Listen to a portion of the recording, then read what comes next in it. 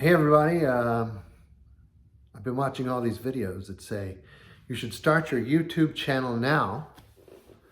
I've had a YouTube channel for a while, but mostly I just put um, my friends playing music, me playing music with some friends of mine as well, singing duets, songs I've written, random old films I made in film school, um, just really random stuff.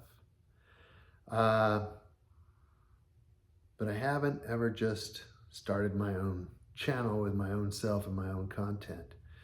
But it seems to be that that's the advice I'm getting. I'm spending a lot of time on YouTube, and you see these videos. You've probably seen them too. Maybe you should start a video and we can exchange videos. I'll watch your videos if you watch my videos. Um, but it seems that's the trend now. They're trying to encourage everyone to make their own YouTube content or their own channel.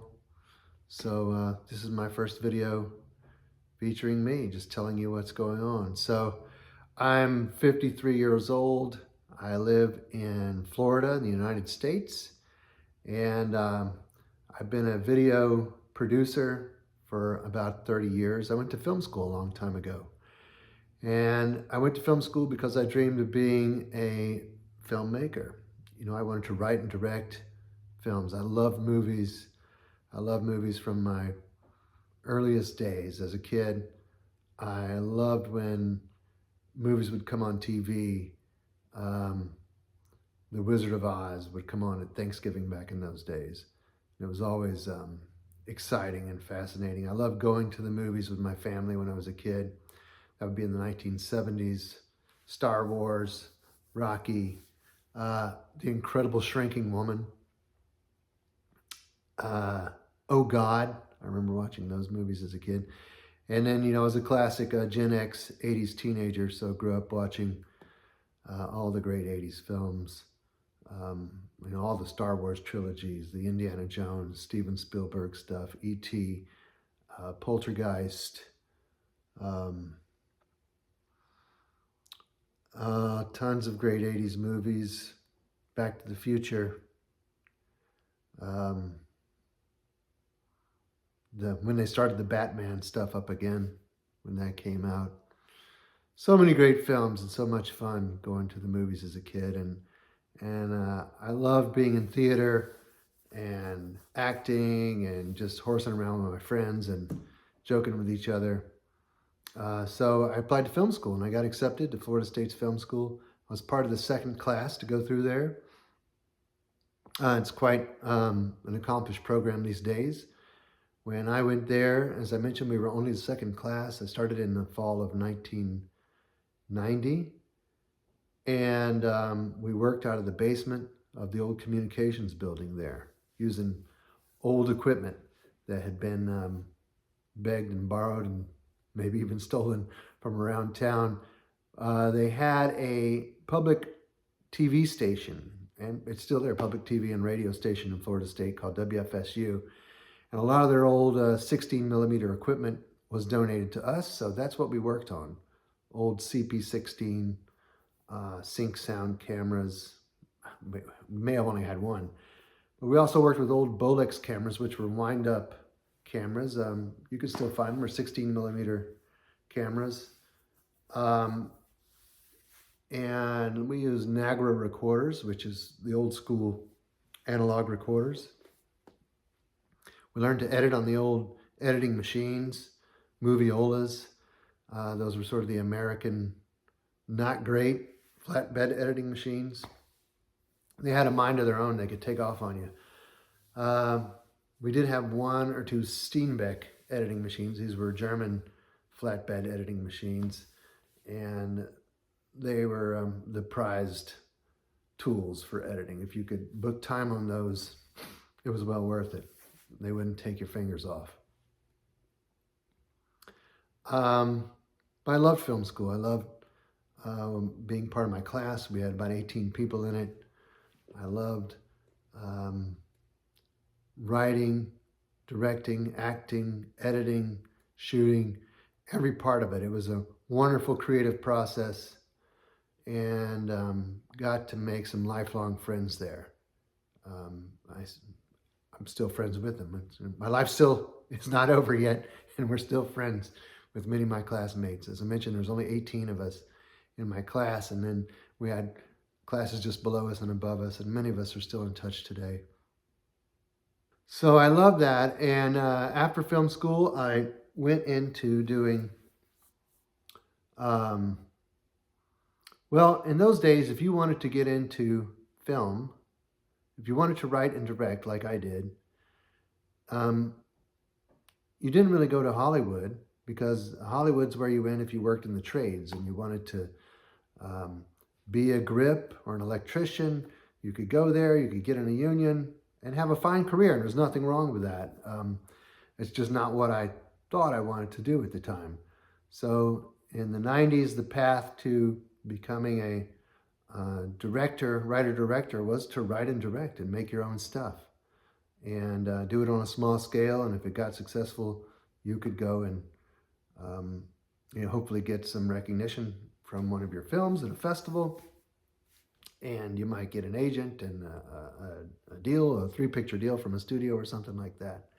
So in the meantime, I had a little bit of experience, managing productions in school. So I found work on independent movies that were shooting and needed an experienced assistant director or UPM or someone with a little more experience than the people putting the films together.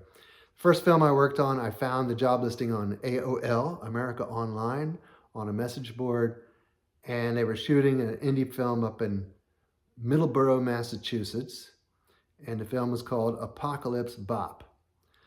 I had spent the summer after graduating from film school waiting tables at a restaurant in Northwest Florida, where I currently live now.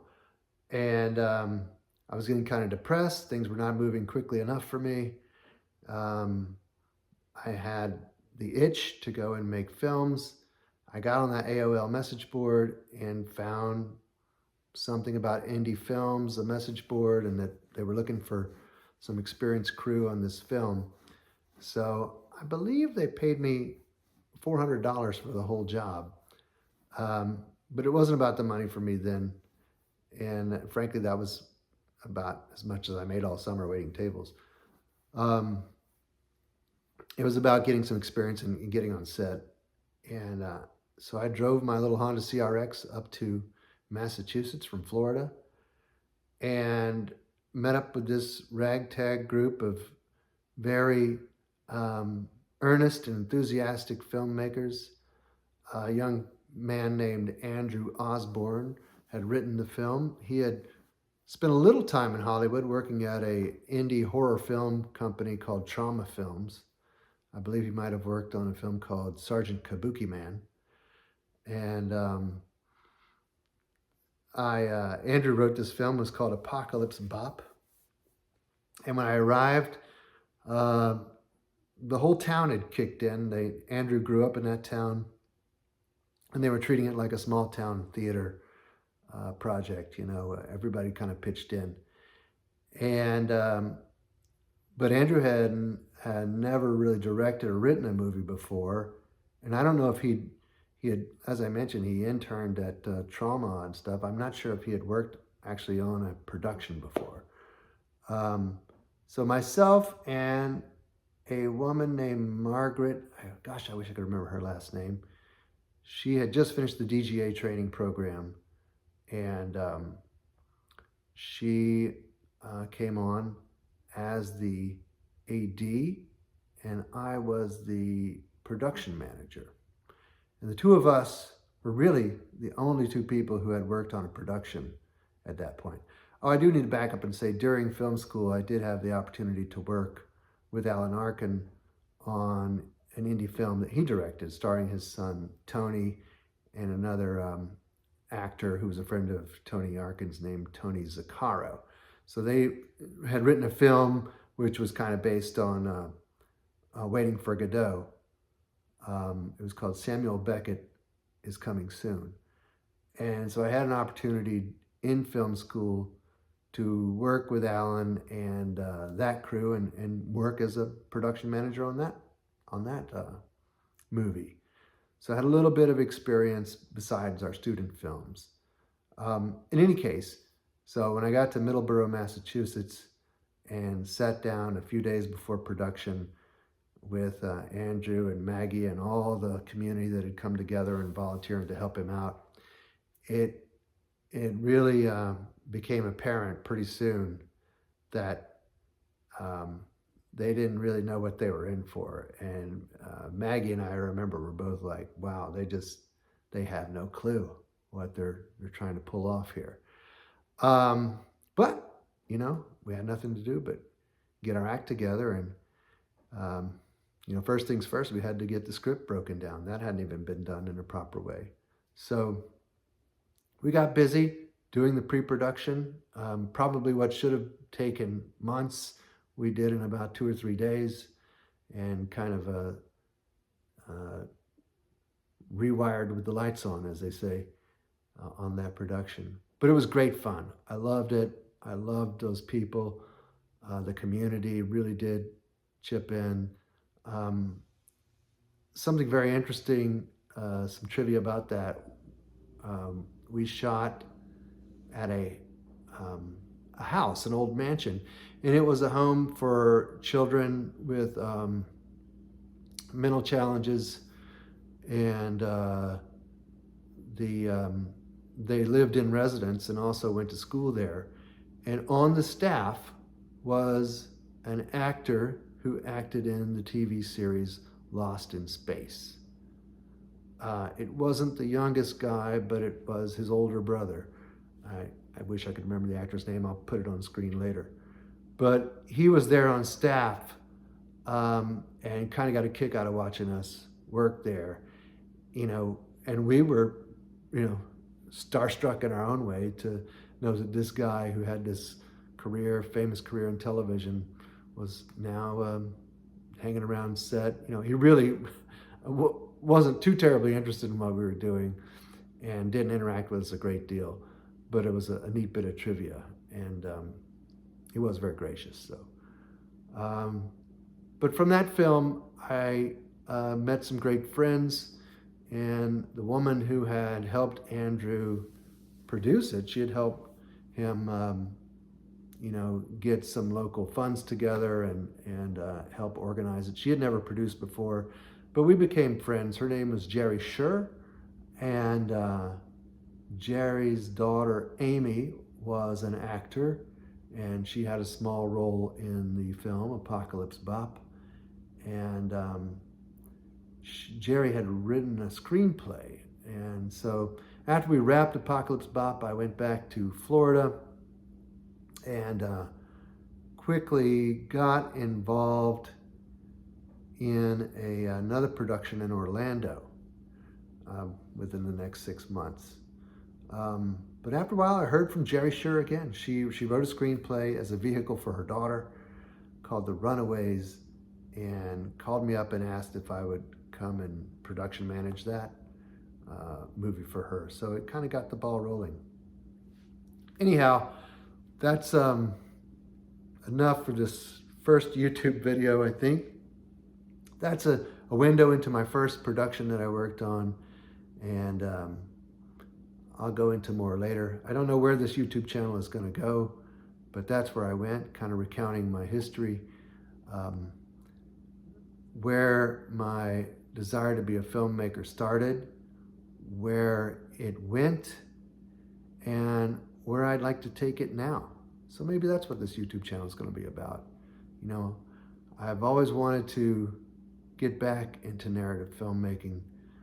I feel like it's an unfulfilled dream to be a writer and director of a feature film. And I've worked on several independent films and spent a long time, spent over 20 years working at IBM as a video producer for them. And I'm now at a time in my life and a season in my life where I feel like I'd like to revisit that old dream and write and direct my own feature film. So this might be that journey. Let's see what happens. Stick around.